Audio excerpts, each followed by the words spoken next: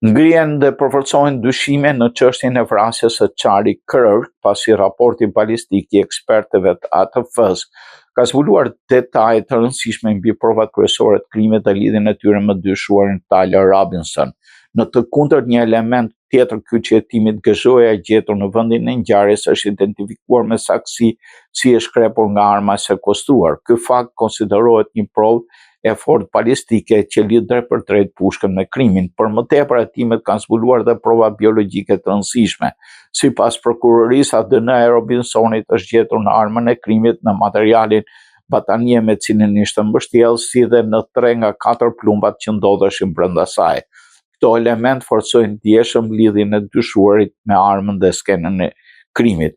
Ngjarja ka ndodhur gjatë aktivitetit publik në Turning Point USA në Utah Valley University, ku sipas hetimeve Robinson dyshohet se është pozicionuar në çati përballë vendit ku po fliste viktima dhe ka qelluar një herë të vetme nga distanca duke goditur në qafë para një turme prej 3.000 personash. Pas krimit, arma u gjet e fshehur në një zonë me pemë pranë kampusit e mbështjellë për të fshehur gjurmët. Hetuesit kanë zbuluar gjithashtu gjurmë fizike në çatin nga ku dyshohet se është kryer atentati, të cilat përputhen me pozicionin e një snajperi.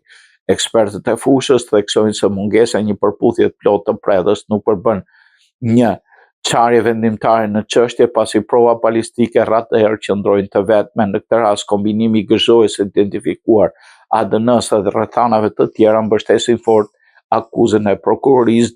Dikush thotë se bëhet fjalë për nga ato predha të cilët janë vetë shpërthyese dhe kur godasin objektivin shpërthejnë, kështu që në vështirë të gjendet një lidhje direkte.